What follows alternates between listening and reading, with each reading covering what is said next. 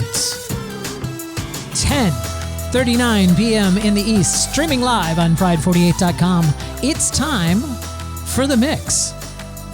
My name is Daniel Brewer. I do not do this show alone. I do it with my best friend, Adam Burns. Adam, how are you this evening? The Mix Minus live stream thing is showing a poop emoji. I'm doing excellent. Thank you for asking. Not quite sure why a poop emoji is showing. Did you? It's fine. It's fine, Adam. Are you concerned? No, it's fine. You can just go in a browser to our YouTube channel and see. I believe the concern, ladies and gentlemen, it shows we have one viewer. It's okay, Adam. It's okay, Adam. Oh, if we have one viewer, then yeah, we must be streaming. The concern is, ladies and gentlemen, we started this video experiment a few shows back, and now we have like an extra layer of, oh fuck, is that working or not? Right? It's charming though. The chat room loves it. In fact, they were saying earlier, that there is a live chat room component to this show when we stream live on Friday nights.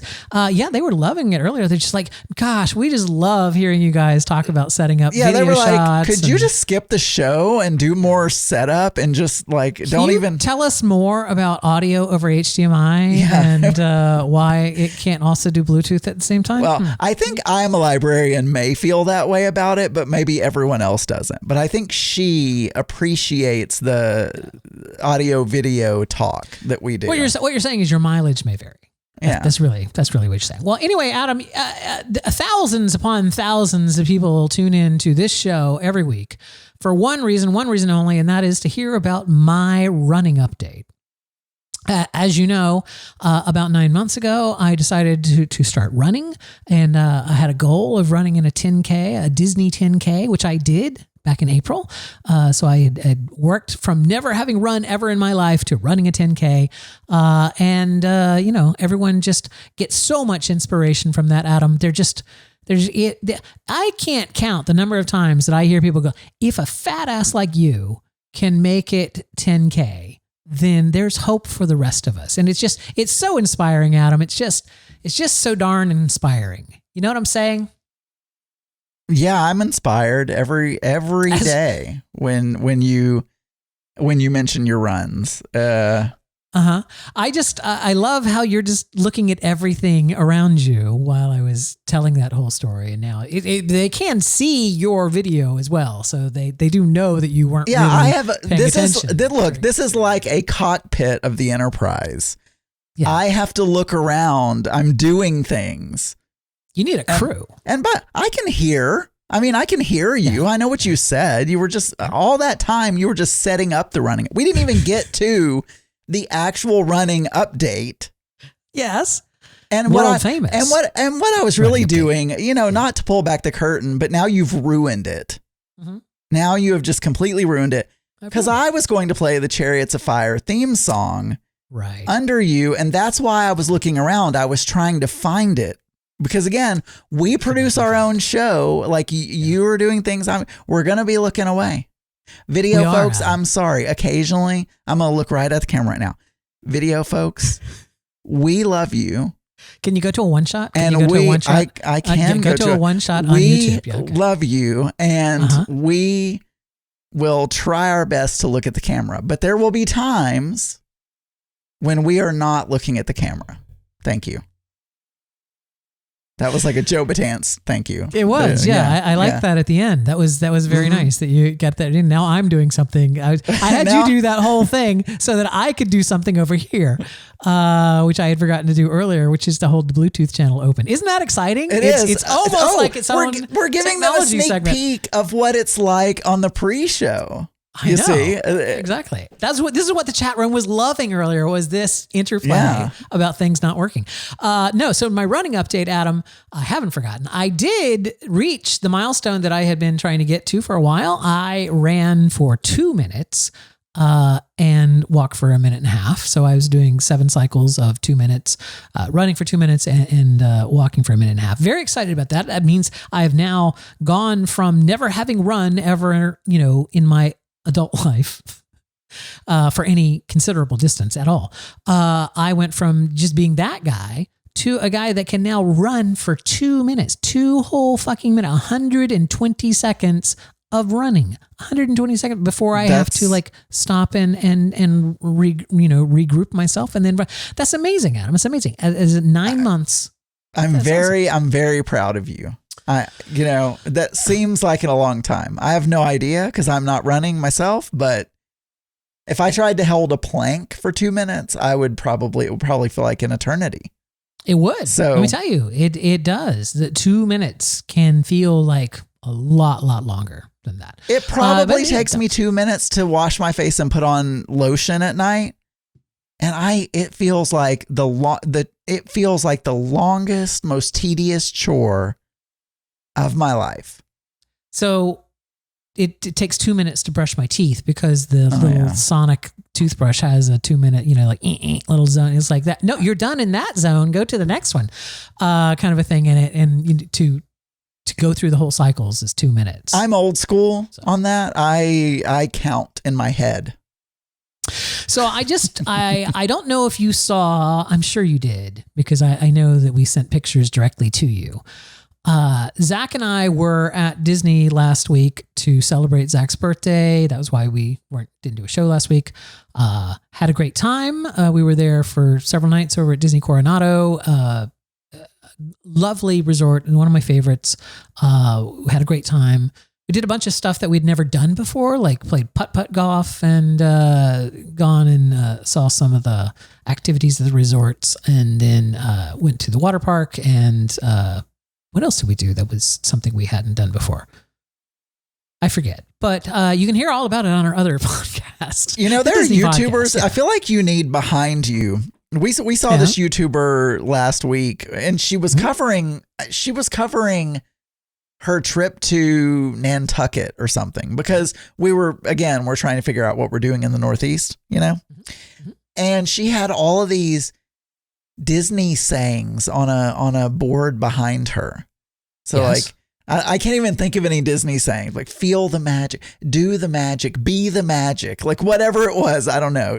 I feel like you need to do that. Just but you're put pretty those sure it had behind the word. You're pretty sure you had the word magic. Oh, there was magic. There was magic for sure. Some magic in the air. She was magical. So you went. You did that with Zach. Happy birthday, Zach! By the way. Yeah. And anyway, you can hear all about that trip on our Disney podcast. But anyway, when we got up Saturday morning, which was the day we were checking out, as I told you guys on the last show, I had found these 2 cats on the Humane Society website, Ricky and Bobby, and they had been surrendered by their family that they had lived with since kittens, because that family was fostering a child and that child was allergic to cats. So these cats were taken out of the only home they'd known with people, and then put into this shelter and separated, and they hated being separated, and they had to put them back together. And anyway, so I'd been keeping my eye on them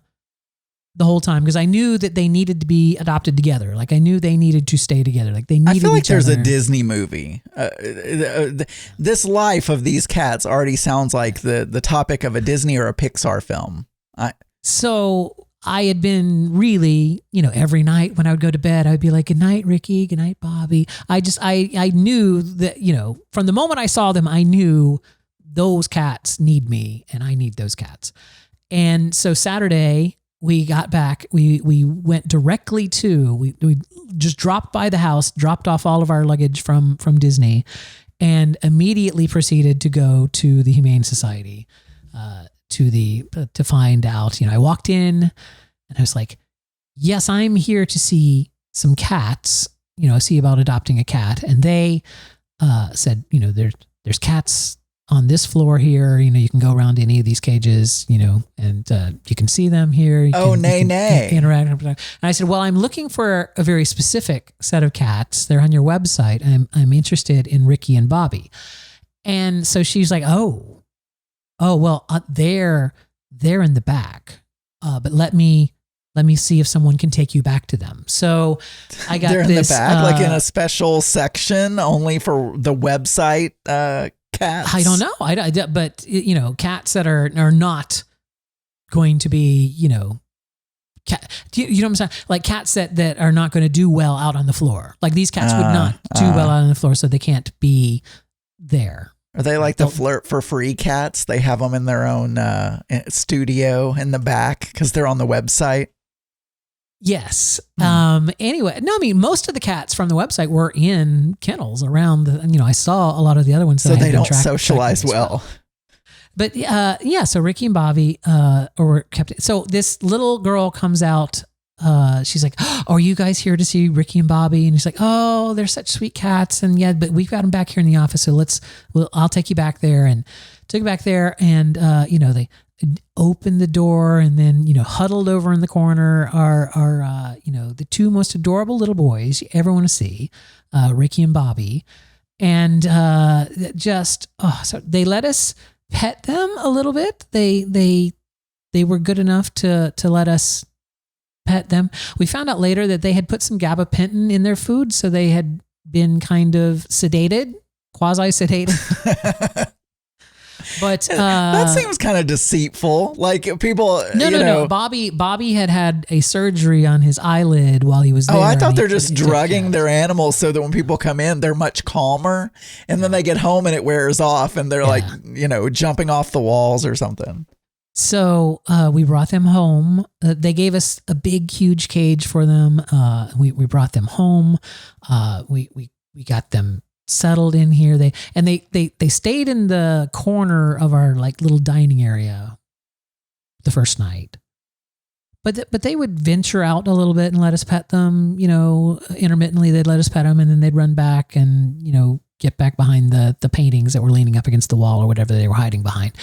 But we had blocked off like the rest of the downstairs. So like we had closed off the master bedroom.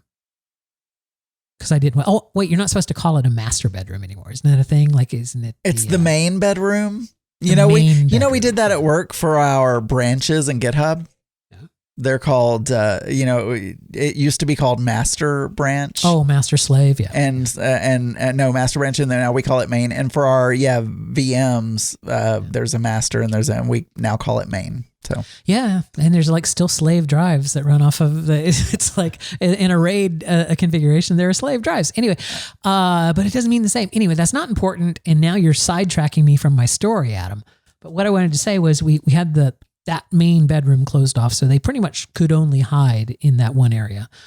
And then the next day, I felt like they were doing better, and so I opened up the main bedroom, and as soon as I had opened it up, they were under the bed, like in the back under the bed. One of them went into the back of the closet, and that's cool. I'd read everywhere that they like. It takes them a while to adjust. It may take several weeks for them to adjust to a new place, and that they're until that time they're going to hide in these places. And cats don't like people anyway, right? So I mean pretty much cats avoid their owners anyway. No, they have been here for 6 days. It'll be a week tomorrow, early afternoon. So they've been here for 6 days. They're doing remarkably well. They've taken to coming out during the daytime some. So when I sit down to eat lunch and watch YouTube or whatever while I'm eating lunch, Ricky will come out, and it is so cute because they're litter mates, so they're the same age. But I think Bobby was like the runt of the litter, and Ricky is like his protector, because Ricky will be the one to go out and make sure everything's safe. And then he'll start meowing. And like, we're right there. So we're like, what are you meowing at? What do you mean? He's calling Bobby, because then Bobby you'll hear like another meow in the other room, and then Bobby will like slink out to where Ricky is. So it's like they've got a very, big brother, little brother thing going on there, which is just so He's like, sweet. The coast is clear. Yeah. Like, oh, come on, get out here, you stupid kid. It's so cute. And they're getting used to us. They're still scared. They're still skittish of things. I mean, and why not? I mean, their entire existence was taken from them. The only house they'd ever known with people and comfort and things, and suddenly they're gone. And that, that's gotta be fucking traumatic. So anyway, I'm a proud father / mother. of two little boys, which they're not going to be named Ricky and Bobby. Oh, you're renaming them. Yeah. We're not keeping them named Ricky and Bobby. We're going with some probably, won't that be confusing as well? You know what? I was thinking about that. And my cat Princess, we called her so many different names over her lifetime. You know what I'm saying? It was Princess at first, and then later it became like Princess Bear, and then it just became Bear. And it's like, by the end of her life, it was just like, Bear, her name was Bear. I mean, so it's like we'd gone from calling her Princess to like Bear. I don't think she's the kitty formerly known as Prince. That's right. S. Yeah. But I feel that we're because it's us, there'll definitely be some Disney reference to their name. I think the leading contenders at the moment. The leading contenders at the moment. You know what? You could do a Gaston and a LeFou, but I feel like that's a little on the nose. You know what I'm saying? Like, we sing to Sydney, so I feel like then we say, we're always singing songs to her. We're a very singy household when we go around. I feel like you could be like, no one purrs like Gaston. No one, I don't know what else cats do. You and Zach could, run around singing to him. I'm trying to find the movie here, Luca. Let's see, what were the characters' names from Luca? Because those were the other. One of them was Luca, I think. No, I don't think so. And then the other one was like Maddie or something. I don't know. I really don't remember. Exactly. Maddie. Yeah, it was Maddie exactly, and Luca. Exactly. Maddie. Alberto. No, Alberto and Luca. Yeah, okay. Yeah. Alberta and Luca. So that's in the running. The other thing that's in the running is Phineas and Ferb. Do you feel like you'll have to have the Italian accent when you call them if you go with those names? Like, do you have to be like, Alberto, come here? Silencio. Something like that. Silencio. What did he say? Silencio. Auntie Scott wants you to call them Drew and Scott. Yeah. Oh, sorry, yeah. Scott and Drew. I noticed how he put his name first. That would be a really deep Disney cut, because then when people go like, why did you name them Scott and Drew? And I could go, it's a funny story. A good friend of mine, Scott Bullock, was the voice of the Disney Channel for several years in the 80s. And so that's why it's, that Scott, in honor of Scott Bullock, the voice of the Disney Channel. I mean, he's such a jolly person. It really fits that he was the voice of the Disney Channel. Jafar and Ka. Who's Ka? Who's Ka? Oh, Ka from Jungle Book. Oh, okay. Some bad guy. Oh, they're trying to get me. I'm not going to name them after villains. Let's see who else. Jafar and Ka. Yeah, it's like we've. Oh, he said Cyclone said Ursula and Hook. Yeah, but that's Ursula is we don't have to be gender specific, but they're both boys, so. That's true. Flotsam and Jetsam was early in the running, which are Ursula's eels. Also, Brutus and Nero, which I feel like is a really deep cut because that's from The Rescuers. The alligators in The Rescuers were named Brutus and Nero. But the strange worlds that got so much backlash because there's a gay whatever, the guy who had a crush on the other guy, that's a good one. I don't know their names, but good one. Archer, you can just leave the chat room with the Donald and Melania crap. I'm not going to name my adorable children after that crap. Anyway, so welcome to the world, Ricky and Bobby, soon to be named something else. Congratulations. They're so cute, Adam. They're just so stinking cute, and they're so sweet. I've only been with them for 6 days, but I definitely love them. Well, congratulations. And speaking of congratulations, what was your suggestion? I have to write it down. I'm old. Oh, from Strange Worlds or whatever it's called. The guy had a crush on another guy. Gay son / crush. He had a crush. I don't know. Ennis. So Cyclone is saying Ennis and Jack, but I don't know. Yeah. So I am due some congratulations. I believe you have been congratulated. Did you congratulate me? I mean, not to your face, but I did when I heard about it. I okay. Congratulated you. Okay. Well, when I heard about it on the your award-winning solo podcast, The Geeky Gay.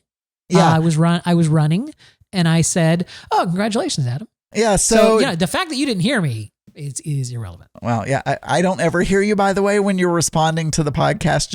Just so you know. Why don't we have that set up? Why isn't that a thing that we have set up? I don't know. So anyway, yeah, this is really short, but in case someone doesn't, I just want all the congrats from everyone. In case someone doesn't listen to Geeky Gay. Yes. 2 weeks ago on a Monday, I walk into my staff meeting. I didn't really walk. We're on Zoom, but I, clicked join or whatever on the staff meeting. And my boss says, she starts off the meeting by saying, well, I just want to stop and take a moment to say congratulations to Adam for getting promoted. I've talked about this before. She has told me that she was trying to get me promoted and that it was likely going to happen, but that was the first time it had been official. So I am now a principal product manager. Principal product manager, which my parents were like, well, what does that mean exactly? Does it, because I don't know if they thought because it was the word principal that right. I was like, no. It's just one of those standard tech promotions where you're just going from one level to the next. It's not, there's staff, there's principal, there's, whatever. Once you hit master in Sudoku on, the Microsoft Daily Sudoku, it's just numbers after that because they've already run out of superlatives by that point in time. Interestingly enough, there is no role above mine in my career path. So if I want to get promoted again, I have to move over to management. Or change it. Like they don't have anything above me. I'm being told that on YouTube, Adam's volume is lower than Daniel's. Well, and since you control the YouTube volume. Yeah. I mean, I can lift mine a little bit and you guys are just gonna have to tell me. Sorry, audio listeners. I know that, but they can just tell me if it's better now. Now I'm probably louder than you, to be honest. But. Well, it's fine. You know what? It's fine. As long as everybody can hear everybody.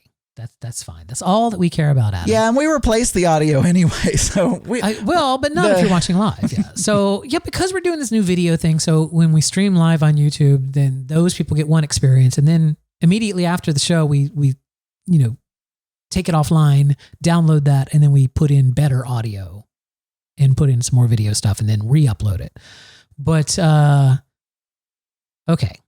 Well, it should be bad. How dare you? Okay, Dean Archer says if you need it should be. I heard it. I didn't pay attention to it. I heard it. You heard it? Archer, you read it? No, I mean I read it. I heard it. Yeah, Archer was probably using that shitty lapel mic that he thinks is good, and. So anyway, I got a promotion. But one other thing I was gonna say is, and I don't know why I'm this way. But now all of a sudden, because, when you get promoted, they send out an email, all this kind of stuff. I also put it on LinkedIn because I was like, I need to start putting stuff on LinkedIn in case I ever want to apply for another job or something. It'd be good to have some connections on LinkedIn. So anyway, I put it on there and everybody's from your past is like, oh, hey, Adam, how you doing? Congratulations, all this kind of stuff. Are we connected on LinkedIn? I don't know. But anyway, so anyway, I don't know why this even stuck out to me. I think what started it was while my boss was trying to get me promoted, trying to campaign for me to get a promotion or whatever. Mm-hmm. I don't know why she told me this because I don't do well with criticism and there was no reason that she had to tell me this at all. Oh my God, look at that. Right on the top of my LinkedIn feed, I'm happy to share that I was promoted to principal product manager at the Spit Valve Factory. I am connected to you on LinkedIn. So anyway, she kept telling me, oh, well, so-and-so doesn't think you deserve a promotion. And I'm like, why do you even need to tell me that? Because, one thing they do is they go to other managers and stuff and they try to get endorsements for you so they can put it in the whatever that's what they do at my company. And I don't need to know that. So anyway, so then when I got promoted, everyone's emailing me, oh, congrats. And everybody's saying, congrats, Adam, well deserved, or you really deserved it, or, something like that, right? And then the guy who didn't think I deserved a promotion. Yes. He messaged me and said, congratulations. Yes. And that was it. Everybody else was saying, well deserved, you deserve it, it's about time. But and all but he wait. But wait. You already know that he didn't think that you were qualified for the job. He got outvoted. So why would you expect him to say? Well, he could lie. He doesn't know that I know that. He didn't say it to my face. He could lie and make me feel good. If anything, that would make me feel better about that guy. I'm like, you know what? He's not like a bullshitter, because he didn't think I could do this job, and he didn't like go out of his way to go, oh, I always knew you could do it, champ, or whatever. He's being true to himself. It's like, good for him. That means that if I ask him a question and he gives me an answer, I'm going to believe what he says. It's like, I'm more likely to believe him because he seems like he's a really straightforward, honest dude. And it's like, it's fine. If he doesn't think I can do something, that's on me. Let me prove him wrong. But, I kind of expected it. Although a part of me was like, the gall of this guy, the nerve of him not to say, I mean, he could have pretended everybody else. And then, and anyway, so what that did though, is it made me, every time someone in LinkedIn or anywhere else messaged and they didn't add the you deserve it or well deserved, I thought, I wonder if they don't think I deserved it. Oh my God. Like, this is what was, every time I would see one come in, I was looking for the like well deserved or whatever. Adam, I heard about this thing that you can do, because I feel like these things that are eating away, I know these things that are eating away. I feel like they're called engrams. They're probably like these negative things. There's probably a place out there that could help you purge yourself of these engrams that could clear you, as it were. You could become a clearer person by getting rid of all these engrams. I feel like have you thought about Scientology, Adam? Have you had any thoughts about that? No, I have not. Although the guy, John Harris or whatever I was telling you about before we started recording, which no one will have any idea about this listening to this. Right, because we don't post the pre-show. Yes, exactly. He used to be a Mormon. Oh. But no, you said Scientology. Scientology, Damn it. Scientology, Mormonism. Oh yeah, it's all the same. I don't want to offend anyone if I have any Mormon listeners, if we have any Mormon listeners, but Mormon listeners? They're both religions. Yeah, as is Christianity. Yeah, correct. As is Islam. As is Hindi. Potato. Yeah, It's all the same. So anyway, that's it. So everyone congratulate me. And tell you that you deserve it. Like, so if you call into this show, I'm going to tell you right now, because I know we have a lot of listeners who are smartasses and they like to, jibe with us. And you might be tempted, listeners, to call our voicemail number 707-61-DEATH and congratulate Adam without telling him that he deserves it. You know what I'm saying? It's like that would be your normal inclination of like, I'm going to rib Adam. I'm going to call and say, congratulations. And just like an awkward silence. And then, like Woodhaven. Hang up. Yeah, it's like, I feel like, don't do that. I'm not playing them. I'm going to listen. I'm imploring you, listeners, please do not call 707-61-DEATH and congratulate Adam on his promotion without also telling him that he deserves it. Also, I would like to call out Dan in the chat room, who is saying Adam is now repeating a geeky gay story. Yes. I would just like to say, I would like to comment on that and say, Dan, I do geeky gay 5 days a week. How interesting do you think my life is? I am going to have to start making shit up. I'm just going to have to write novels about myself of just fake shit that I don't even do. Oh, well, Daniel, last weekend when Mark and I went horseback riding. Oh my God. For those of you who may be new to the show, there is a live chat room that Adam is responding to that you probably have no idea what's going on there. I said Dan in the chat room. I know, but you're now having entire arguments with imaginary people in your head. It's like, It's like you're becoming that. It's that another engram. Who was Joe Batance's co-host on that Drag Race show that did start just? He would argue with himself, and he was a Sirius XM dude, Larry something. Somebody in the chat room will know. Larry, somebody that co-hosted with Batance. I didn't. No, Joe was on his show, right? No. He co-hosted he was a Drag Race recap. No. Yes, but I don't think I knew that. But you're Flint, talking Larry Flint. Okay. See, Larry Flint. Was it Larry Flint, or was he the guy that owned Hustler? I think it was Larry. I don't know. Flick. Was it Flick? Flick. Was it Larry Flick? Flick. Yeah. He had, he was a radio host. He was a radio host on one of the gay channels on Sirius. Yes, and I know. Joe went on his show. Yes, I know that. But then he got fired or something. Yes. And then later they hosted a season of Drag Race Recap podcast. This was when Batance and I were having our feud, right? So Batance, I was no longer on Drag Race Recap. Right. Because that's what you do when you're having a feud with someone, you quit their show. In fairness, I was one of the founders of that show. So, I mean, I didn't cause a ruckus. I just stepped away. Like I could have, kept the feed and all that stuff. I could have been petty, but I wasn't. It's like I stepped away. That was very big of you. So anyway, you know what, Adam? I feel like you should tell me that I deserve it. You deserve it. I need you, Adam, to tell me that you deserve. No, anyway, this Larry Flick, he would have these imaginary arguments in his head, which was the point that I was trying to make, Adam, is that you've been having an argument with some people that are not even saying anything, and the people listening on audio are going to be very confused. There's a chat room, and that is what Adam is responding to. Are we done with this? Can we move on? I was going to say that's all I got about that. So I listen to a lot of podcasts.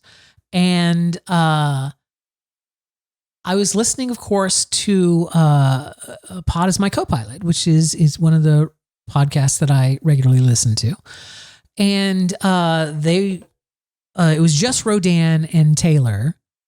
Yeah, because Taffy is crossing the Atlantic Ocean or something, or was. She may be back by now, but yeah. And so it was just them, and they were talking. And the gist of the episode, if you want to go listen to it, I mean, there was many things that were said in this episode, but the part that really caught my attention is that Taylor has now joined Grindr or Scruff. I don't remember if it was Grindr or Scruff, but he's joined those in order to find friends. Because that is something that a lot of us do. We use these things to find friends. I'm a different person than you guys. Okay. So people must do this. Mm-hmm. But it blew my mind to hear him say that he joined Scruff to make friends. Because, to me, when I had those apps, I had no desire to make friends with anyone. I wanted one thing.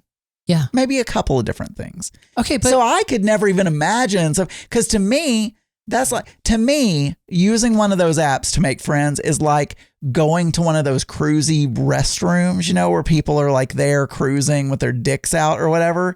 And you're going there just to make friends. Like I realize. All right. Stop. I understand that. And that was a lot of Taylor's attitude towards this. And one of the things that they talked about was this idea that people say that they want a friend. They say that they're looking for friends, but then they also have, mature like pictures and like dating like pictures. And it's like, why can't people want both? Like, why can't people we have made friends off of Grindr and Scruff. We've made friends that we haven't slept with.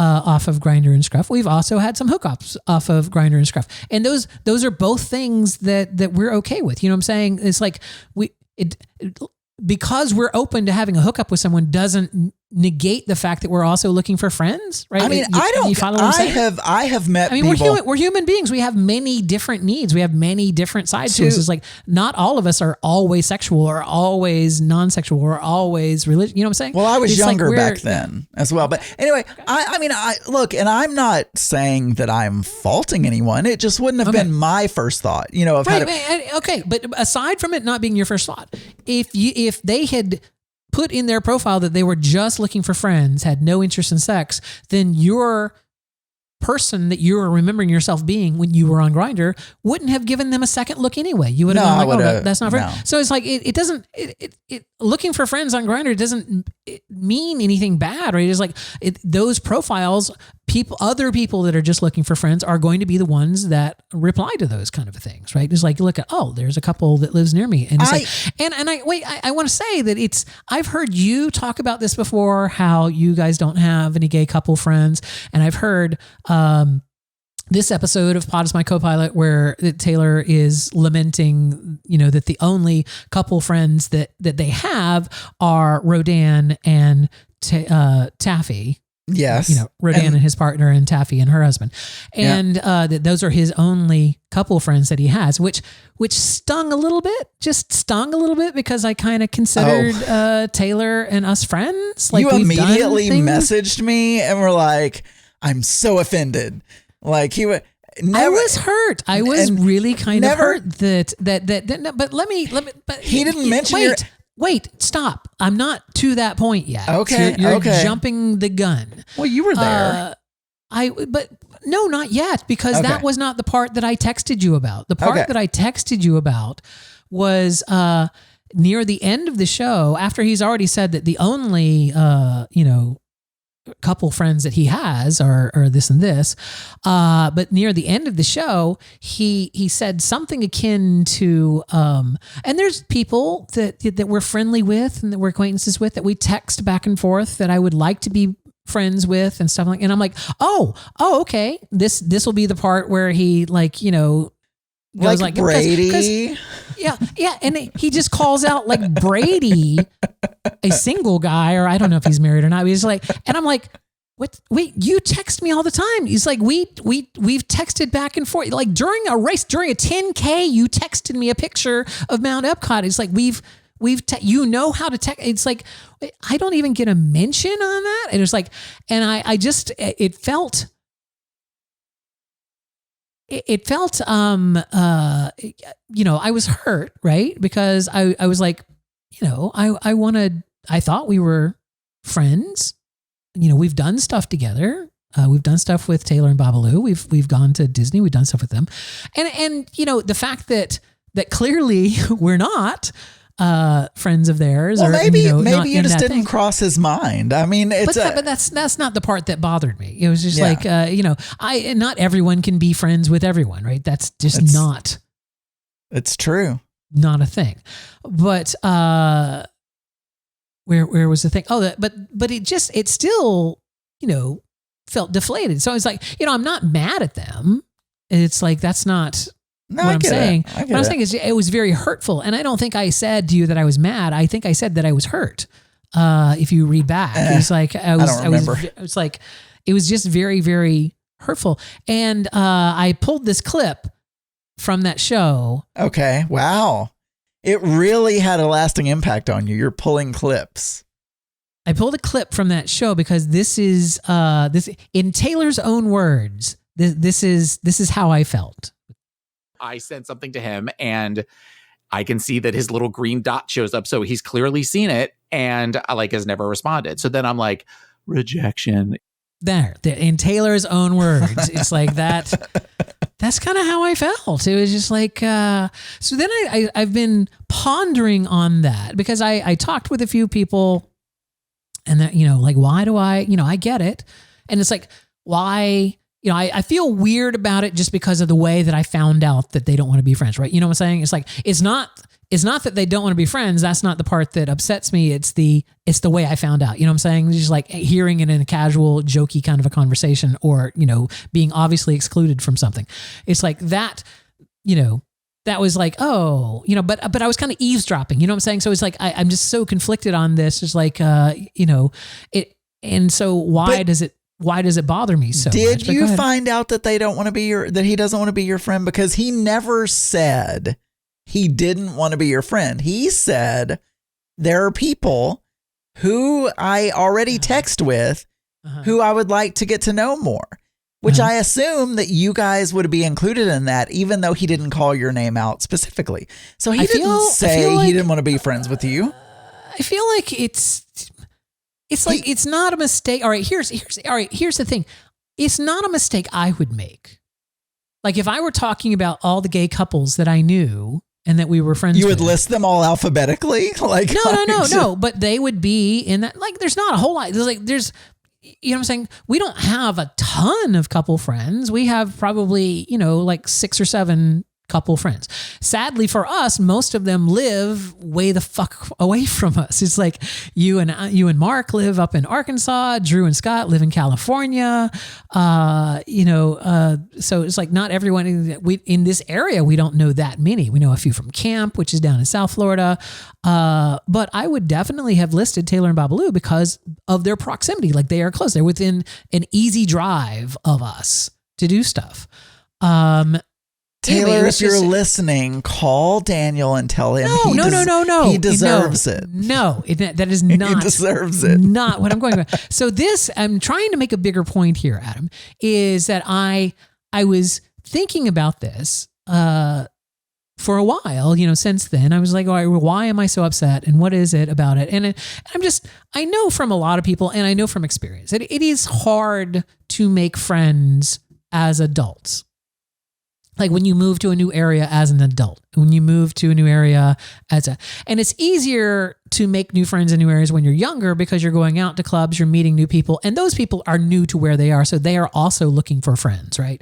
But in the big central stream of life, right? As you go along aging, you make those friends that you had in your 20s, you like carry through, kind of like the rest of your life. And then you meet other friends off of them. And then occasionally, because of circumstances like moving around, like I did a lot, you break those branches and you end up in a spot where you don't really have a lot of, and you have to start from scratch. Like you have to start, finding friends and so I know it's a very complicated thing, but I was watching this documentary on YouTube about The Villages. Are you familiar with The Villages, Adam?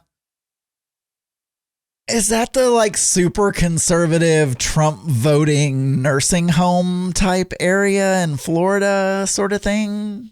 It is a 55 plus community in Florida that is like 140,000 people live there. It's just like 55 and a half square miles. It goes across 3 counties. It has its own special taxing district, just like Disney, that DeSantis was all upset about. And yes, like a lot of Florida, it did vote for Trump, but not 100%. There's still Democrats. Well, I mean, old there's people. Still people there. I mean, but I feel like you should watch this Big documentary. Fatty probably voted for Trump. I mean, Yeah. But the point is that there's old cranky people, but there's old cranky people everywhere. But the Villages is really nice. It's set up as a retirement community where there's just constant activities going on. Lamont Cranston is talking about the swingers in the chat room. Lots of old swingers there. That is what has made the headlines over the years, is like these old people. Like at one point in time, like the fastest growing rate of STDs in the country was in the Villages in Florida. These old people getting STDs because they were all having swinger parties. But that's like, there's 144,000 people there. They're not all swingers. I would say the majority of them are not swingers. Anyway, it was when I'm watching this documentary, it dawns on me, because these are people that have moved here from other states, right? They've moved here from Iowa, and the people that are interviewing is like, oh yeah, we sold our house in California. We were able to buy a really nice house here. And the other people going like, yeah, we sold our house in Michigan and, 5 acres in Michigan. We can come down here and we don't have to, deal with winter clothes anymore or scooping snow. We're all happy down here. And I'm thinking about it. It's like, well, because that's why the Villages is so friendly. That's why people make friends at the Villages, because they're all, once again, in the same kind of situation. They've moved here in order to live this kind of lifestyle, and they want to meet other people that are interested in that lifestyle, so it's conducive for them to make friends. And so I'm thinking, this is the big question here, Adam. I'm trying to extrapolate. It's like, what's the middle ground there? What's the middle ground where you could have some kind of social area where you could meet other gay couples? That's not like a club or a hookup, whatever, like some kind of social event, something. I don't know. I don't know what it would be. Okay.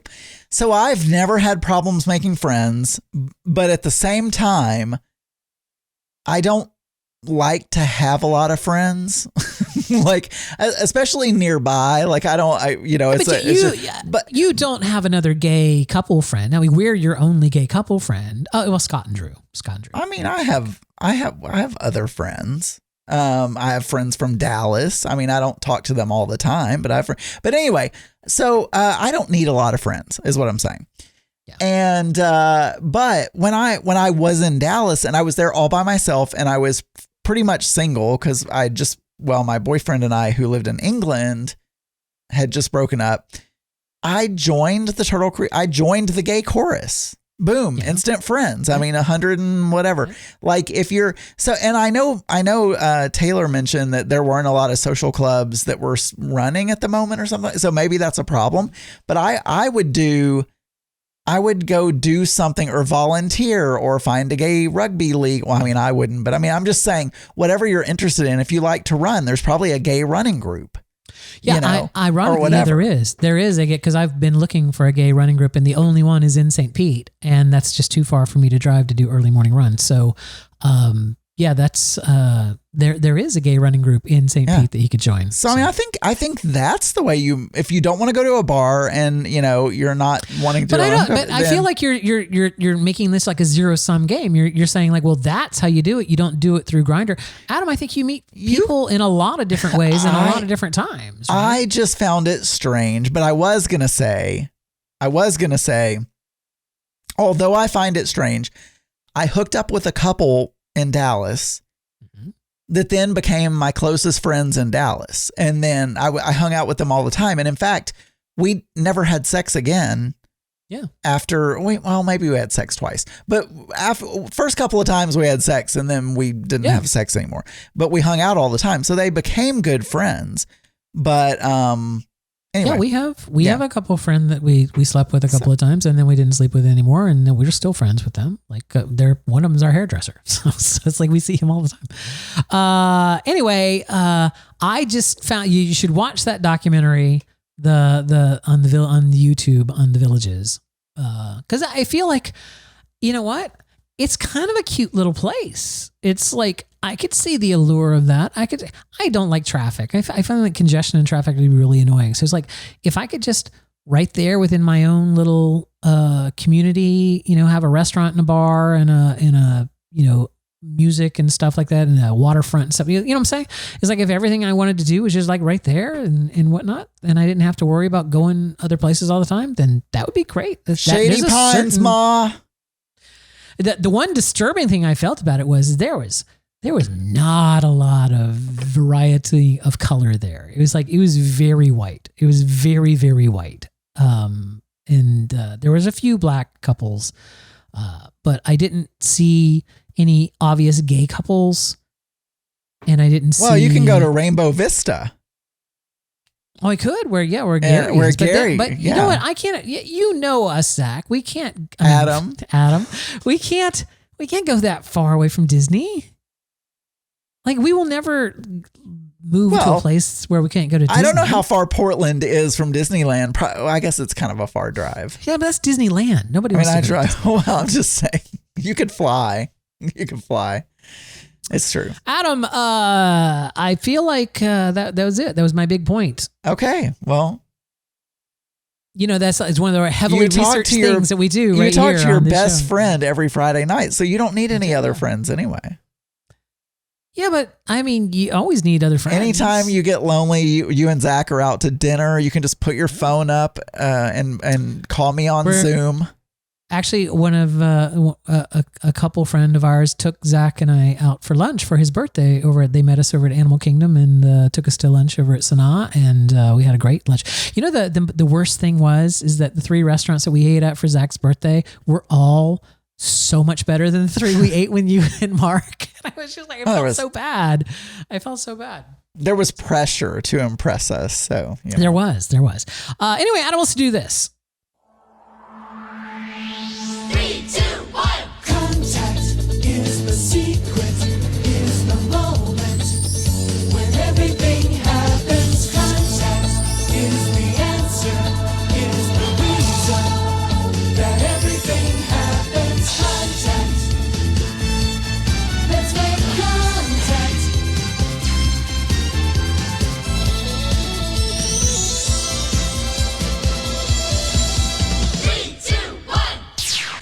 Excellent. It is the contact segment of the show. This is the segment of the show where we read your emails, play your voicemails. Adam, do we have any emails this week? We do. We do.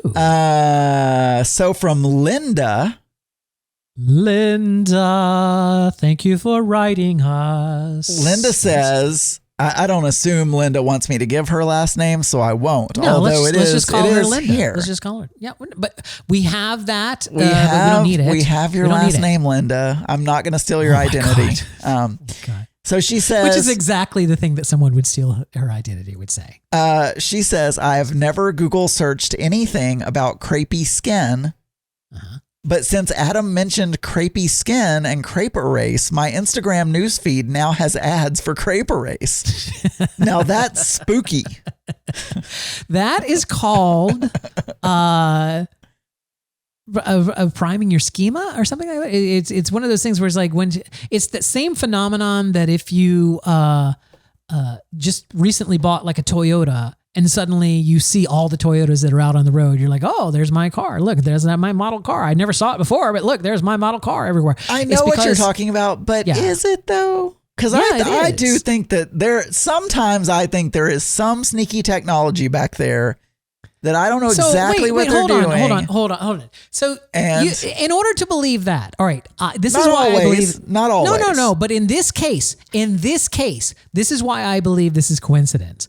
In order to believe that it is not, you have to believe that some system somewhere took the recording of what, took our recording and, basically made a transcript of it, right? So that they knew what words were being said.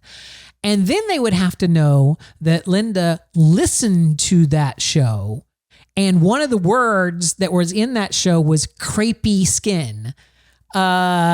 Which could have been spelled in hundreds of ways. I don't remember, but was that in the show notes? It was in the show notes. Well, then it doesn't have to be, no one has to listen. They can just see the show notes. It says crepe. So it's your podcatcher, Linda. It's your Linda, your podcatcher, which is probably, if it's iTunes, then you're going to have a conversation with Archer because Apple likes to talk about how they respect your privacy. So if it's the fact that you subscribe to something in iTunes and now you're getting ads based off of that, it's like, I'm interested. Can you write us back, Linda? Let us know what your podcatcher is. Like, do you use iTunes or do you use what are some of the others? I used what do I use?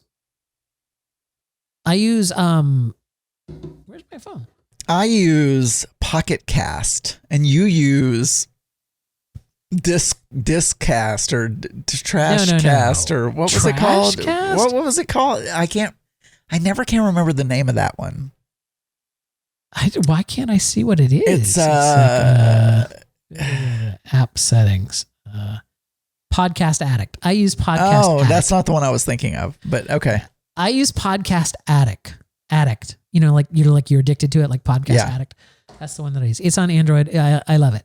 Because it lets you sort things by priority. So it's like when your daily award-winning podcast, The Geeky A, comes, it goes right to the top of my playlist. I can do that too on Pocket And then Cast. I set priorities for them, and so these things they all sort in priority. So let's say when Archer Radio comes out, it doesn't go to the top of my queue. It's like I don't have to listen to what Archer has to say. Right? I can pretty much guess what Archer's going to say on any given. Like when I watched tonight, when I spent 7 minutes of my life watching that Archer video of the new it's not even a new Apple store, Adam. They relocated an existing Apple store and it had its opening, and Archer put out a video about it. Yeah, I want to know why he was waiting in line. Because it said on Twitter, he said, to I'm shake waiting in hands line. with some Like, lady. Lady? Isn't that a thing? It is. That is a Jerry Lewis thing. He was waiting in line as if it was 2000, whenever the first iPhone came out and people were like waiting in line. But let me tell you this, Adam. I watched all 7 minutes of that and gave it a thumbs up. So I'm just letting you know, Archer. I got your watch hours. I like the algorithm to feed me stuff I like. So. Oh. Also the audio was not shitty on that, Archer. That was. Anyway, so I watched it on half speed. We have a phone call that's not really for us, but you're going to play that now. I guess we're moving on. Okay, was that our only email? I felt like we had another email. Well, Phoenix Dave wants to join level 13, and did we take care of that? He was having some issues with the links because he had already joined, and then I responded to him. So all is good now. All is good. All is good. Okay, good. Whew. I was scared about that for a second. All right, then let's listen to this voicemail, shall we? Adam, it's Scotty, your Aussie battler, and I've got a serious question. Oh. As opposed to I don't think Mittens listens to your show, does he? No. So if he does and you can't play this, then stop now. Uh-huh. But listen, I've got this international Indonesian boyfriend, Ismail, and I'm just wondering if you have had similar things happen with you years ago. Or maybe recently, but especially when things were quite new with you and Mark. Did you have well-meaning friends and or family, whatever, come up to you and kind of make comments about, is Mark trying to take all your money, or is he just going out with you so that he can get a visa, or so he can get a passport or stay in the country? Yeah. Etc. Etc. Etc. Yeah. Please be careful. He'll take everything you've got. I feel like Scotty eavesdropped on our conversation. I feel like I said all of those things to you when you first started dating Mark. I'm pretty sure that was. We had entire conversations where I was just like, "Is this another Maddie? Is he going to take you for everything? Whatever you're worth?" It's like all that sort of stuff. Because I've had it happen. There's an excellent question in the chat room that I want to address. Can you throw the chat room up on the? The chat room is up on the. Okay, it is there. It's an excellent question that Dan in Arizona is asking: is why is Scotty out of breath? It has long been the hypothesis on this channel that Scotty calls us while he is actively masturbating. Always, because every single one of his phone calls, he is out of breath. And it's kind of like that, you know what I'm saying? There's a certain rhythm to the out of breathedness of it. And I don't know what kind of kink he's into, but then you'll hear like in the background, and you're like, okay. And you know what? We do not kink shame on this show. You know what? Everyone is allowed to have whatever kink they would like. There are some that probably should have their kink over there, but that's I'm fine with anybody that has those kinks. That's fine. So we just have chosen to not acknowledge it, Dan. See, because I feel like if he's truly getting off on masturbating while he's calling, then us acknowledging it is going to ruin it. Like if you had a peeping Tom, like someone who gets off on like the thrill of spying on you, once they know that they're there, the thrill is gone, right? They're no longer spying on you. This is so me, but when I was in Dallas, I think. Yeah.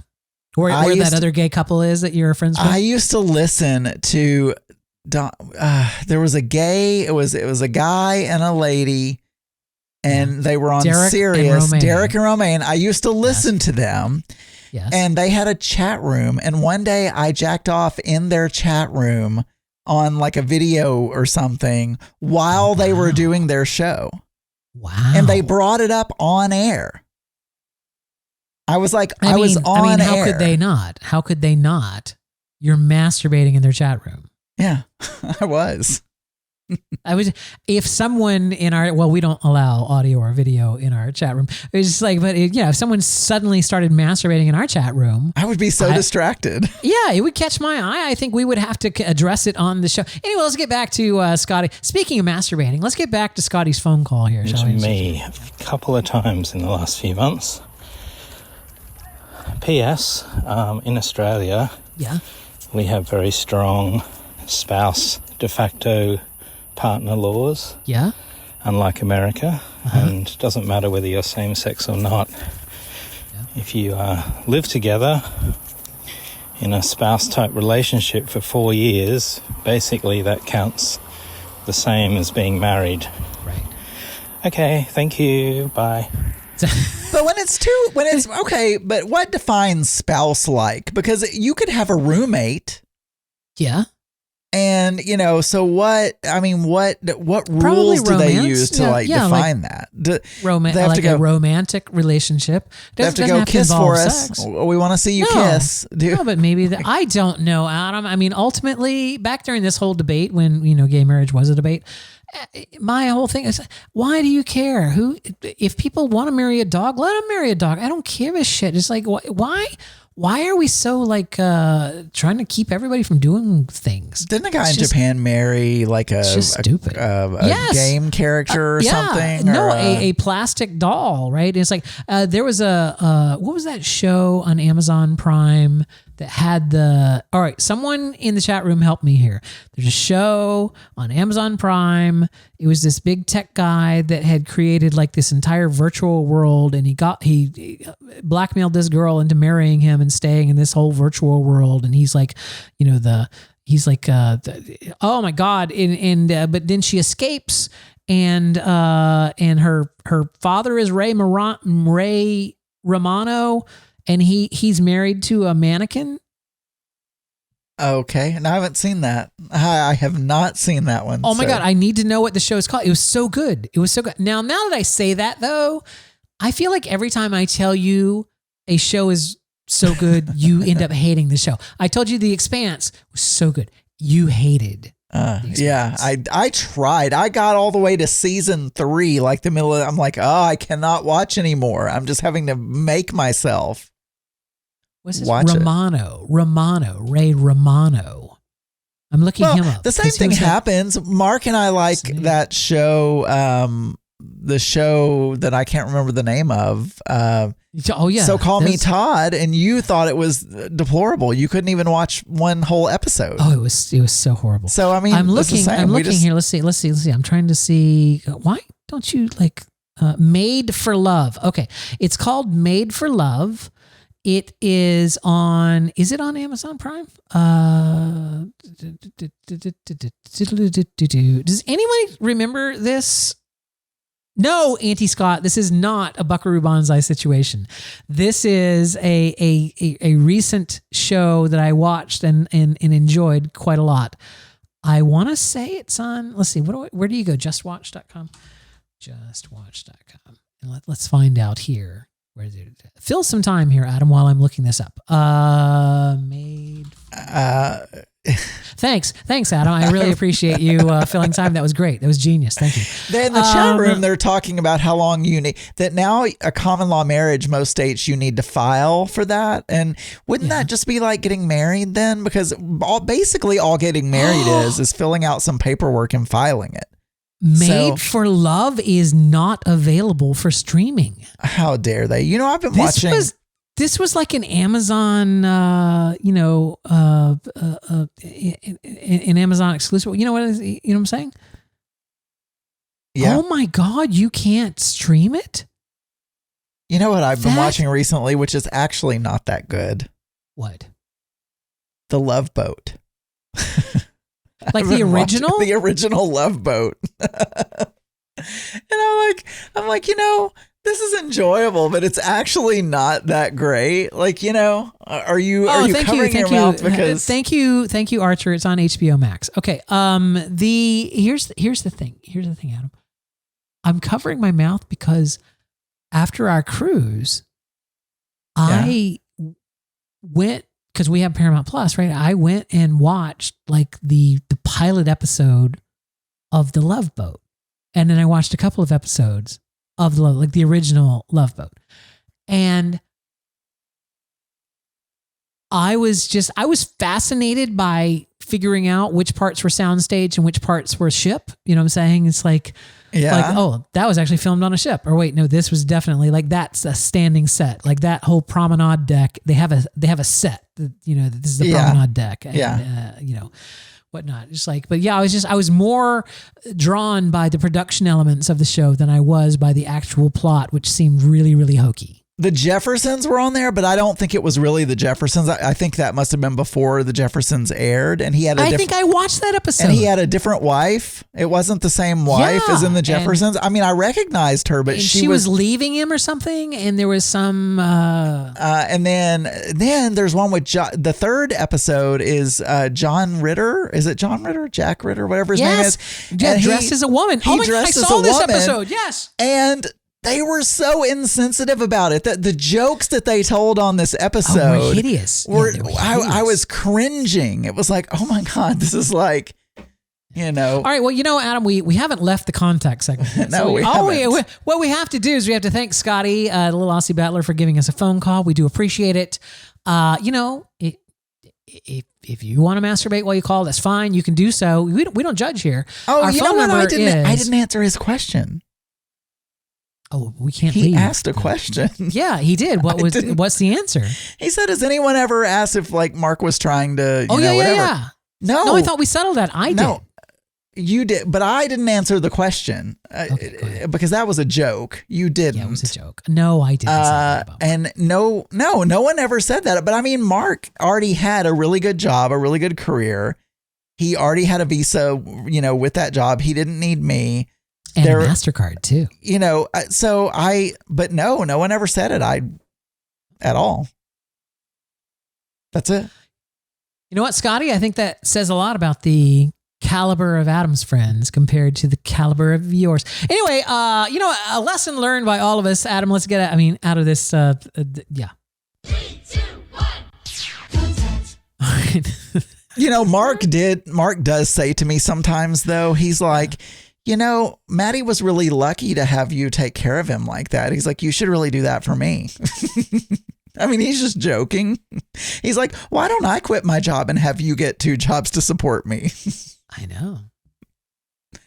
Anyway. What did you tell him? I'm like, no, thanks. You're good. You know, now you got upset at Joe Batanz on your other podcast, Throwing Down, because Joe made a joke that included Mark as in a sexual type joke. And yet you just made a sexual Mark joke. So the joke that you just made. No, I said he said, why don't I get 2 jobs and take care of him? Yeah. That's not a sexual joke. I mean, what's that? What is sexual about that? Nothing. I said, because Joe always tries to make, he always tries to. You know, wait, you know what this is? This is the case where, wait, let me see if I can get this out. What show are you listening to, Daniel? Because it's not this one. No, it is. I swear to God, this is what happened, Adam. Look, I'm 2 White Claws in and a gummy earlier, so I'm floating a little bit here, but I was thinking to myself when you said when you said what he said, which is that why don't you take care of me and blah blah blah. In my head, I made the stupid joke of, well, if you had a 9-inch dick, then blah blah blah, right? And okay. So anyway, which is totally you just made a joke smart ass in your head. Yes, but then I forgot that it wasn't actually said out loud, and so then. Then I went on a tirade about the things. This is in the same show where I made fun of Larry Flick for having imaginary conversations. And here I am. I'm literally. Okay, well, moving right along, everyone. I'm not 2 White Claws and a gummy in at the moment. So I'm going to tell a little story. I hate doing that, but that does seem like a natural title to the show, right? 2 White Claws in. 2 White Claws and a gummy. And a gummy in. I don't think I've talked about this because I believe this was the day after we recorded our last show. Yes. But Mark and I went to a drag brunch. Yes. I heard about this on your award-winning podcast. Dan, you're going to need to mute because this is another story that I think I told on Geeky Gay. Because I don't live a split personality life or whatever. Yeah. So, I wasn't expecting okay, first of all, look, I've said it before. I am not the biggest drag fan. Yes. Also, I have found that in smaller places that I have lived, the caliber of the drag queens was not good. And already the level of professionalism, the level of, not good. I mean, cause I like in Oxford, Mississippi, where we went to this tiny little bar and I was going to Ole Miss. I've been to Oxford, Mississippi. I don't think we had a gay bar in Oxford, but there was a gay bar somewhere in the outskirts, out in the country, run by like this gay couple. And anyway, so those were bad drag shows. Like the drag queens were not good. Not good. And look, I personally do not think prancing around on stage and lip syncing requires much talent. Sorry.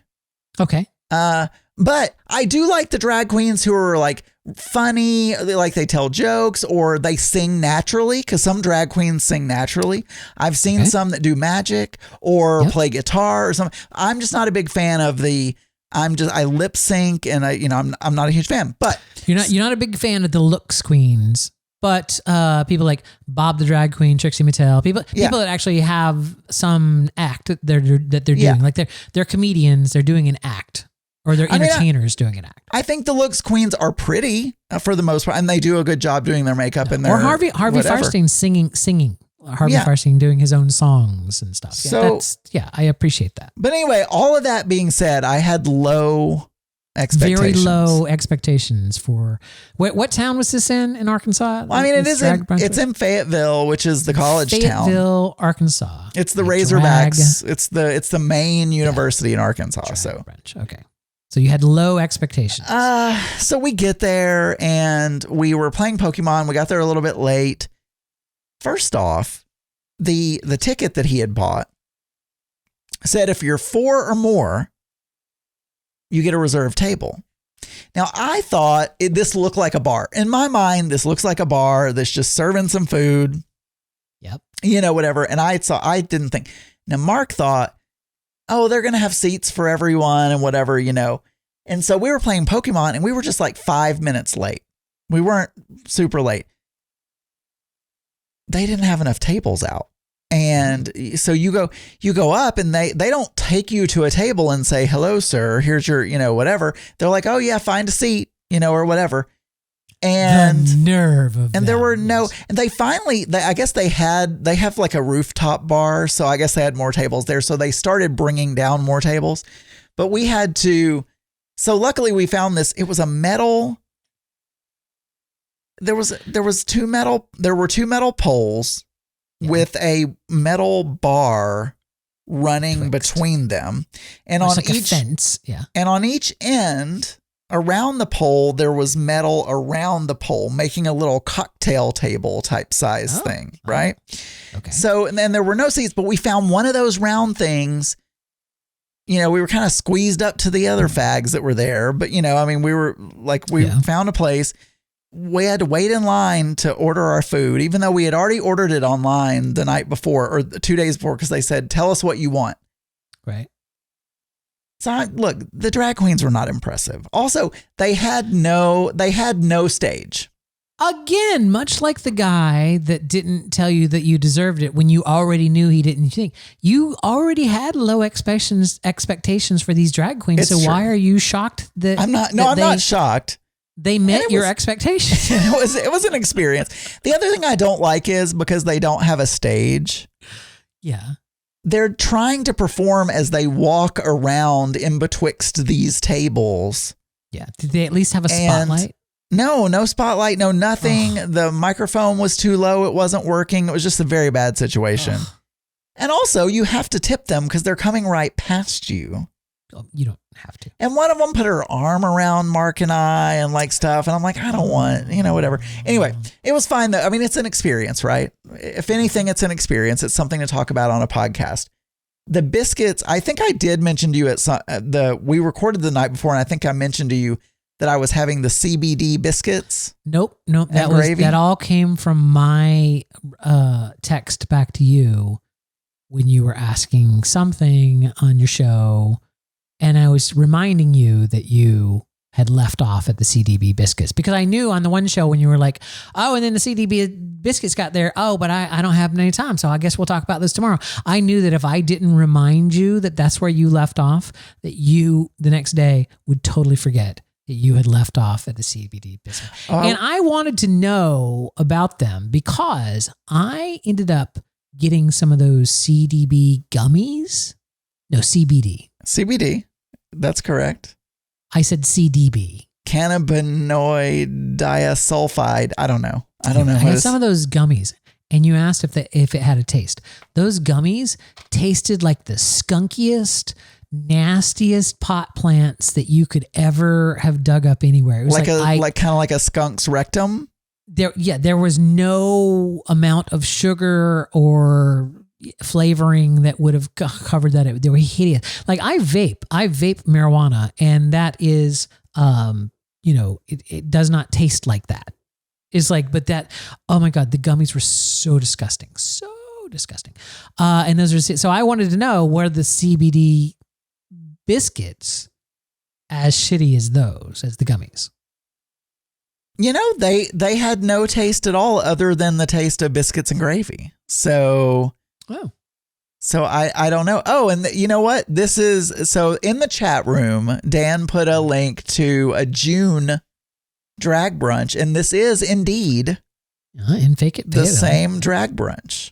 Oh, yeah. It's in a different place, or it's right. But these drag queens, did not. Ella Rosa, yes, Ella Rosa was the MC for the one. Let's see who we got here. So Ella Rosa. There's no pictures of them on this. They're just on the logo, the toasted logo. Yeah. I'm saying there's no pictures I could link to you that you could show.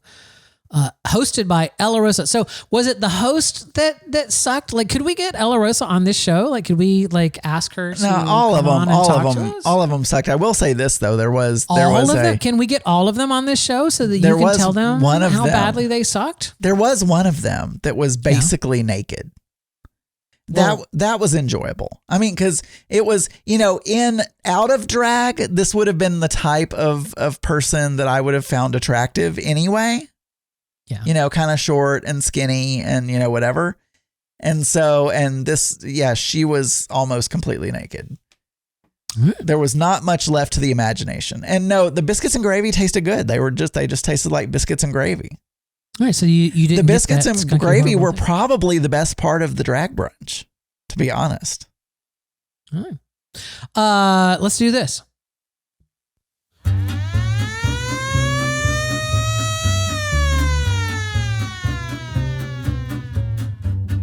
News game. It's the news game. It's the news game.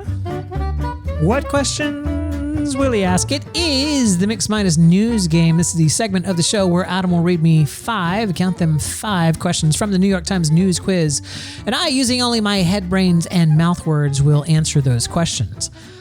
I am doing my weekly search for a 60-second timer, which I always forget to pull up on YouTube here. There it is. I have it now. That is because after Adam asks me these 5 questions, there will be a bonus round whereby in 60 seconds, I will try to answer as many categories off of a Trivial Pursuit card as I can. These are Trivial Pursuit cards that Adam has randomly chosen from some abandoned something. I got nothing.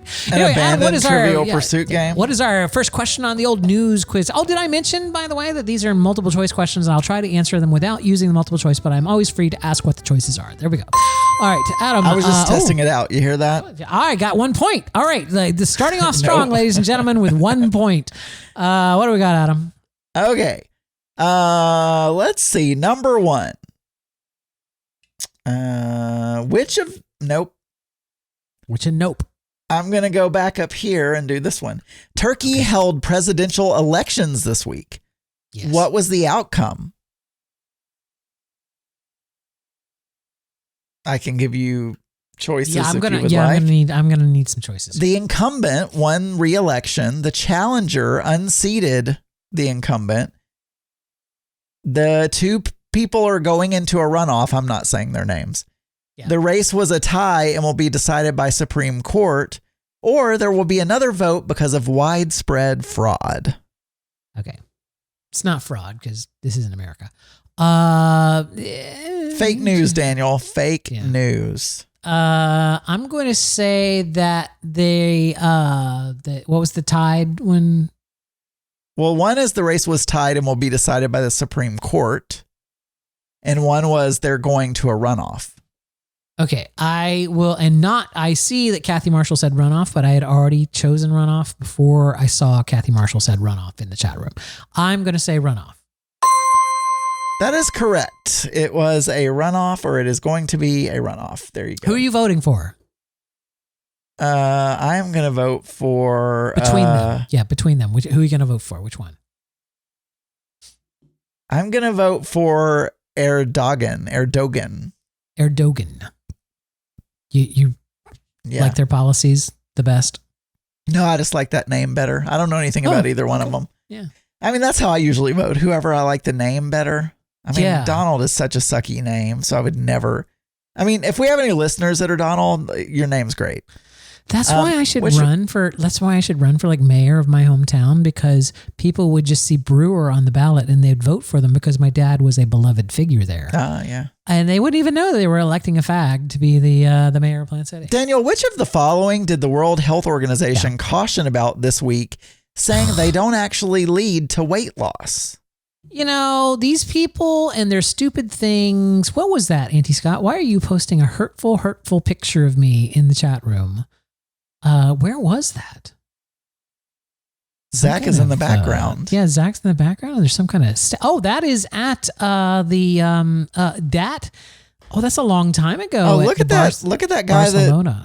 Is that your grandkid behind you? Wow, you're a bitch. Isn't that what somebody said the other day? I believe that no one's ever said that until just now. What was the question, Adam? What was I'm supposed to decide? Which of the following did the World Health Organization caution the World about Health this week? Yeah. They cautioned about. Oh, it was something stupid. It was. Can I get a list? Artificial sweeteners. Yes, actually, no. Stop right there. It was artificial sweeteners, and they were just like, "Oh yeah, by the way, artificial sweeteners are bad."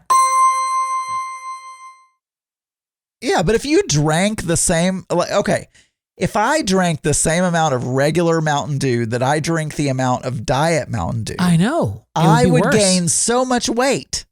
Yeah, and you would get diabetes, and then you go on Ozempic, and then you'd lose the weight, and then it's just a vicious cycle, Adam.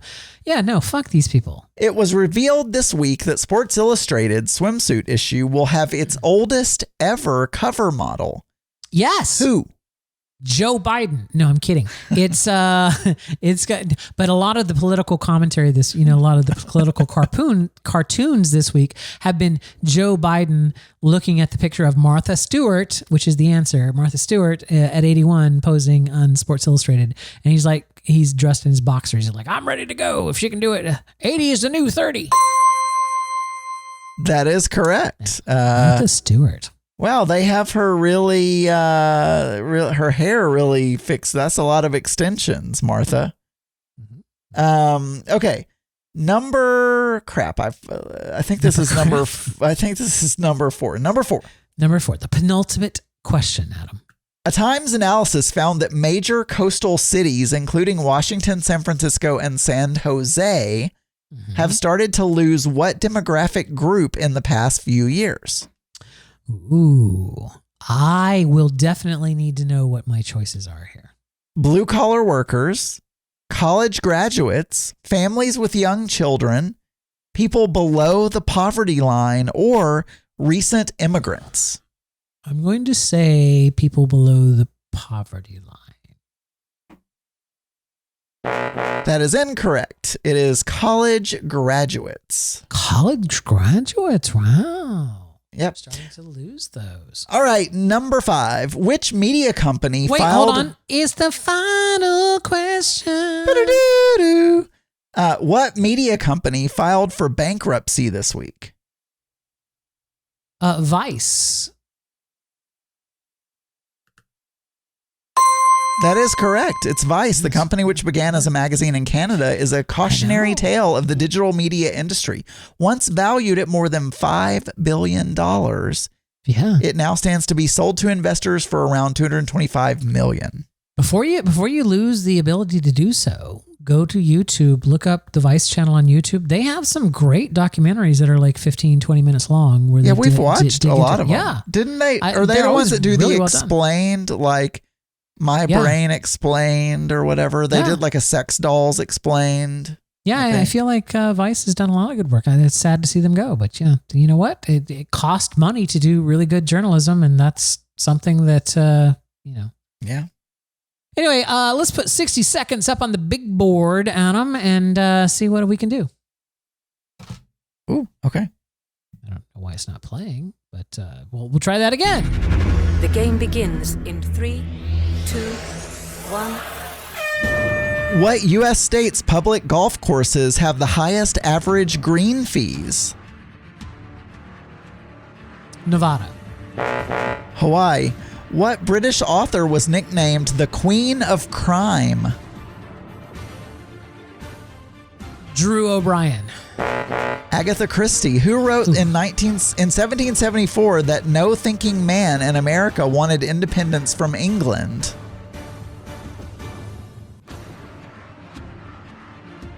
(1774). Franklin. George Washington. What harmless substance makes up more than half of Caterpillar's new A55 advanced fuel? Corn. Water. What's the best-selling apple in the U.S.? The Apple Pro. Red Delicious. How many $1 million would it cost to build Oh, Adam, so sorry. We've run out of time. We just cannot ask another Well, I'm question. sorry for there. you because you got 0 of those. 0 of those, but I did get 4 out of 5 on the old news quiz there. So that's, it's not my best performing week, but still pretty decent overall. What can I say? Why did Auntie Scott post a picture of, is that Brenda Boo in the chat room? For some reason, I was going to say Kathy Boo. Yeah. I don't know why. Yeah, ladies and gentlemen, it's Kathy Boo in the news. Anyway, 4 out of 5. Not a bad week. Not the best, but not bad. All right. Where are we at in the show? Do we have another thing? Or are we moving right into that? We're moving right on to that. Moving right along. Dig-a-dunk, dig-a-dunk. I feel like there was preamble. Preamble? Yeah, there was because, no preamble. No. Let me explain, Adam, to our inquisitive audience here. Every single week, our executive producer, Cyclone, compiles an exhaustive compendium of items and events that have happened on the date that we are recording sometime in history. So in this case, these are going to be things that happened on May 19th of some year. However, when he sends us this compendium, he includes a little note with it, and sometimes those notes have, things that I'm supposed to say in them. And it says right here, an exciting week that inspired me to include the YouTube for Hello My Baby in the Disney News section. Okay, so it'll be in the PDF. All right, got it. I just wanted to make sure. I remembered, Adam, that there was something. So I think I should get points for that. Like I remembered, oh yeah, there was something You about can't this. remember that you told a joke in your head that you didn't even say out loud, and yet you remember what you read when you read the email to earlier today or yesterday when he sent it. Okay. Exactly. Okay. Exactly. Happy NASCAR Day, Adam. Happy NASCAR Day. Did you use that? Oh on yeah, your Ricky and podcast Bobby, too? are they? Yeah. No, Daniel, I look at this before I do Geeky Gay on Fridays and make sure that I don't do the same ones. Okay, happy NASCAR Day. Also, happy Frog Jumping Jubilee Day. Do you got? I mean, I feel like if there was one place in this country where frog jumping would still be a thing, it would be Arkansas. Like, Well, no, I mean, I'm unaware of it, but there is a festival within a couple of hours of me, and it's called Toad Suck. So I don't know, and I don't know the origins of it, but the name of the festival is the Toad Suck Festival. And so Jumping Jubilee, Toad Suck, I mean, similar. Jumping like a frog, frog jumping Jubilee. Oh yeah, it's literally frog jump. Toad Suck. Hold on. The Toad Suck Days Festival is a community event that takes place annually in Conway, Arkansas, typically over the first weekend of May. Oh, you've missed it, Adam. They You've suck missed it this toads year. or something. Yeah. I don't know what they do. They have those. The name Toad Suck comes from a local place called Toad Suck Ferry Lock and Dam on the Arkansas River. According to local lore, the term Toad Suck dates back to the days of river travel when steamboat crews would stop at the local tavern and locals would say they sucked the bottle till they swelled up like toads. Oh, okay. Well, there you go. I've never researched that. I know it's called Toad Suck. That's it. There you go. I feel like that was really good. Where's my thing? I've lost my thing. There it is. Let's see. National Devil Food Cake. Yeah, we don't care about that. Oh yeah, because you don't like chocolate. Everyone, it's Devil's Food Cake Day. Celebrate. Go ahead. On May 19th in 1961, Joe Howard, an American vaudeville, Broadway, and television singer and songwriter, died at 91. He was gay, and he wrote this song.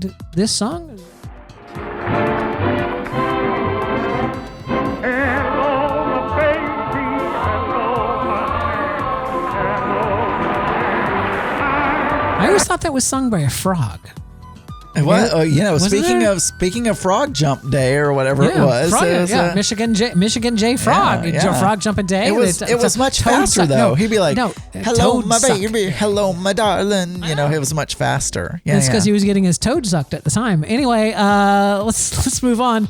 On this day in 1997, Epcot's Illuminations 25 debuted with classical music. Now this was the very first iteration of Illuminations. I remember it because they played I'm going to tell you this right now. I know it's a Beethoven song, but I have no idea where it fits in or whatever. I only know it as the theme to the Bad News Bears. So I'm sure that there's some actual, Beethoven's Ninth Movement or something like that, but it was the theme to the Bad News Bears is how I know that particular song that was in Illuminations. Let's see. A theme to Bad News Bears. Here, I think this is the song. Someone please tell me what the actual song is.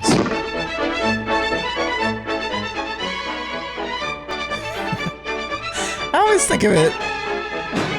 Yeah, that's the Isn't Bad that News the Bears beef? thing. The beef. It's what's for dinner song or something. Wasn't there also? I feel like that was used on the beef commercial. Probably. I don't know what that is. I don't know what it's called. Something Overture, I think. Oh, the William Tell Overture? I don't know. Is that's that Cyclone? You think that's part of the William Tell? Because all I know from William Tell is, I can tell you, William Tell is the bum, ba-da-dum. Oh, yeah, yeah, that's the Lone Ranger. Shazam it. Anyway. Shazam it. You know what? I can ask ChatGPT, but we'll get there in a second. Wait, we're not done. We're in the middle of this. I stopped it because I wanted to play that. All right. Let's see. Anything else that you wanted to call out? Anne Boleyn was executed on this day in 1536. You know, Anne Boleyn had 6 toes. I wonder if they got sucked. You know, this John Harris guy on YouTube, this says Spanish Armada set sail to secure the English Channel. If you find history fascinating, like some of the stuff, he has all of these videos on how the Panama Canal was built and like all this kind of stuff. So anyway, there you go. Yeah, but Adam, does he have Bible predicts the Second Great Depression? Does he talk about how the Bible predicts the Second Great Depression? No, he doesn't. He doesn't. You know, that is because he is not the Weekly World News from May 19th of 1998. Religious scholars all agree the Bible predicts the Second Great Depression. What you must do now to survive the coming collapse in Jesus' own words. You know, thank goodness, Adam, thank God that Auntie Scott and Uncle Drew are such devout Christians that they survived it, because this already happened. So they survived it. They thrived. They must have taken Jesus's own words. I mean, and followed during the Depression, didn't you just as long as you knew how to make water pie, you're set. I feel like I have a thing. Let's see.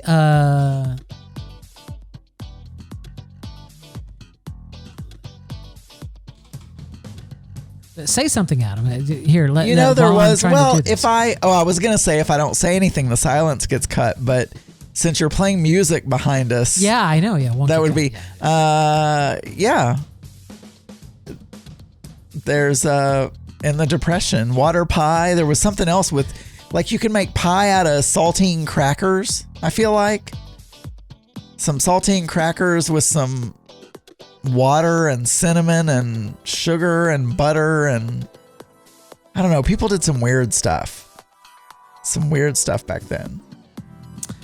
You know, Adam, it's like the limerick goes. In robes simple, not like a genius, Jesus wandered, yet mastered all senses. With give to Caesar his advice in financial matters concise, he made plain wealth's hold on us is tenuous. And dash away, Dasher and Dancer and Prancer and all. Anyway, let's see. Is there anything else here? Russians build a nuclear missile site on the moon. Blushing bride's jeans are so tight. Yeah. How tight are they? Yeah. They're so tight, firemen have to blank them off. Cut them off. I'm going to go with Jack. Suck them off. Adam, there are numerous, hundreds, probably millions of people that have their birthday on May 19th. Marshmallow. We'd like to say a happy birthday to some of them. Happy birthday, Marshmallow. You've turned 31. Happy birthday, Jojo Siwa. You've turned 20. Eric Lloyd, you've turned 37. And, who's this? Thomas Vinterberg? Is that Thomas Vinterberg? No, I think that must be Eric Lloyd. You skipped Sam Smith, who is the second photo. No, but who's the twink? I think that's Eric Lloyd. No, that guy's older than 37. I mean, younger than 37. I thought the photos are the bolded thing. Yeah, so did I, but it's Thomas Vinterberg. Yeah, he must be 37. No, Thomas Vinterberg is 55. Maybe that's an old photo of him. Yeah. Anyway, wait, what is his saying? Wait, I'm being told by our executive producer that the years in order. What? It's in order. The photos are in the same order as the bold text. But that's not Grace Jones. Who's that down at the bottom? Who's the guy in the white tux at the bottom? That's Thomas Vinterberg. So you're saying, that's Sam Smith, and then the Eric Lloyd. Eric Lloyd is the twink. All right, got it. Anyone else you want to call out here? I love how we're arguing about a picture that no one can see. Audio podcast. Well, all of you who are getting the video. Gail Simmons is 47. Oh, Gail Simmons. I think she's on Top Chef. Is Michael Che? I recognize that name. Is he's the one of the anchors of the SNL News. And that's it. That's it. Okay. Well then, from all of us here to all of you there, happy birthday. No, really, happy birthday to you.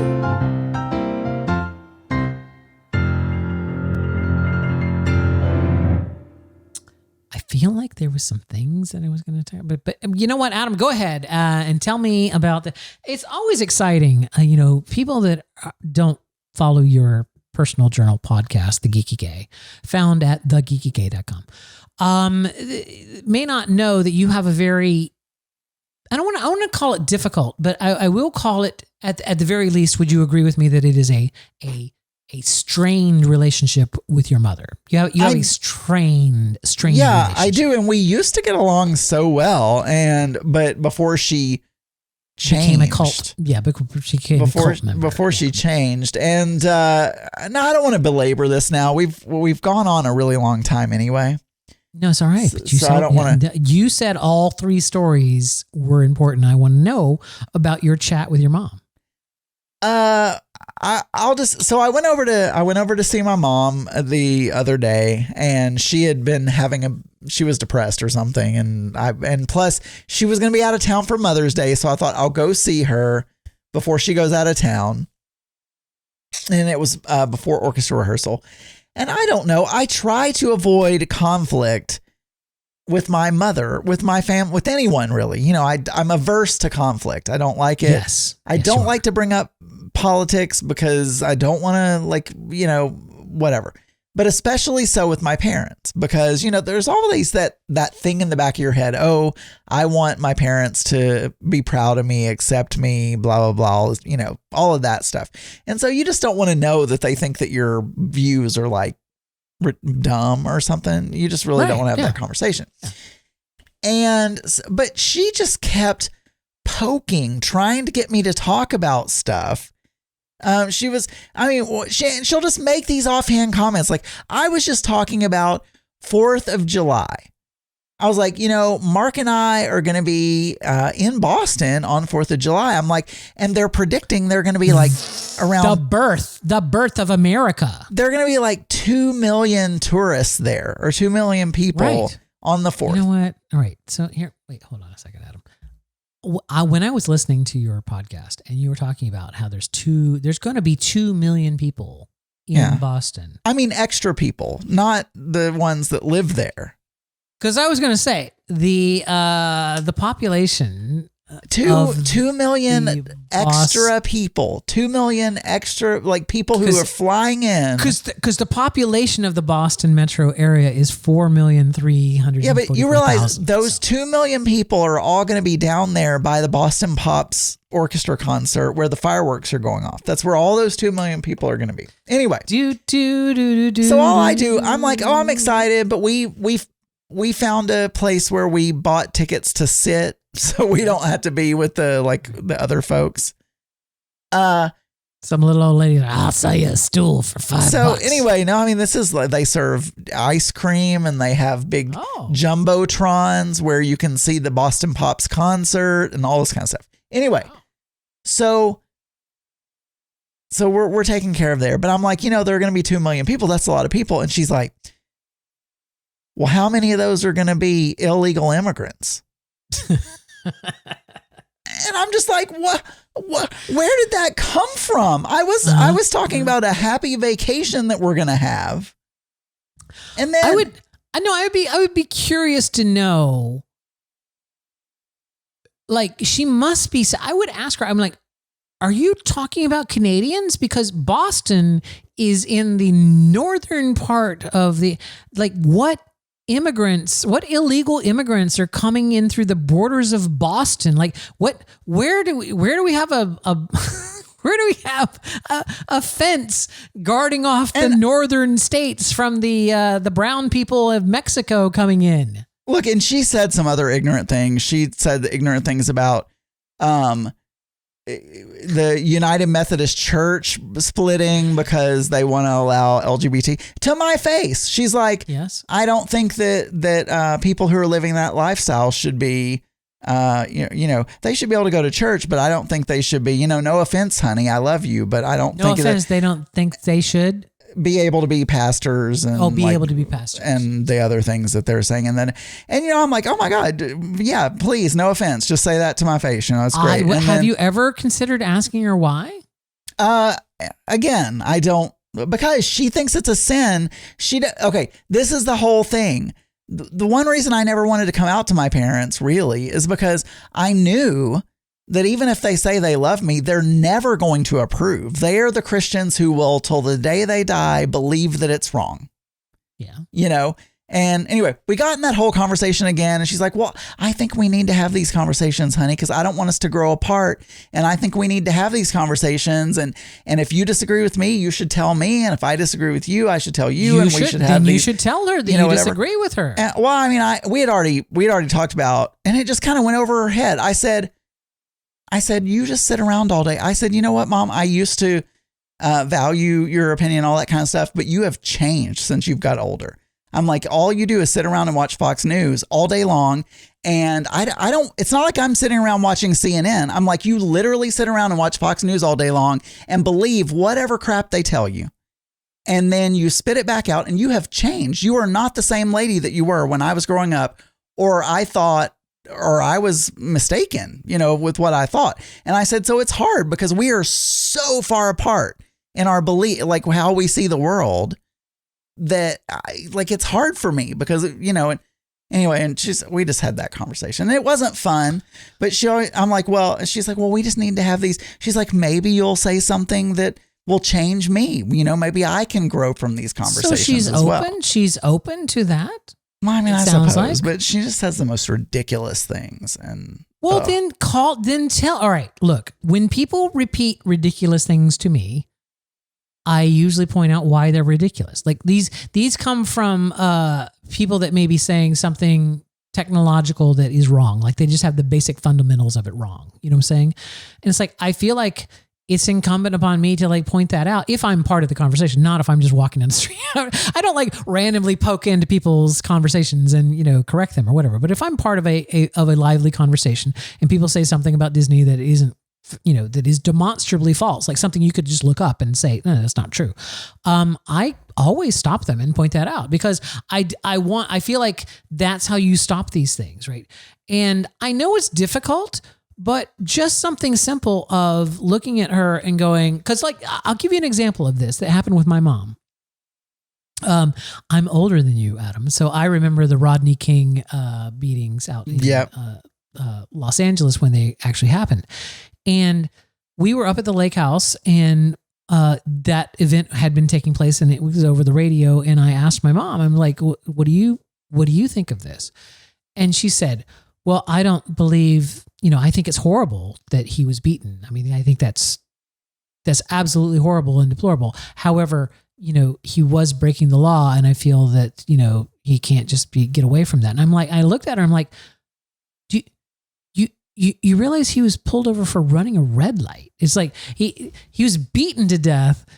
It's like, yeah, okay, he broke the law, but it was a stupid fucking law. It's like it was 2 a.m. in the morning and he ran a red light when there was no traffic. It's like because there were, he was scared because cops were chasing him because cops have a history of killing black people. It's like it was one of those things. And it's like, and she and I saw it register in her brain, and she's like, "Oh yeah, you're right." It's like you're absolutely right.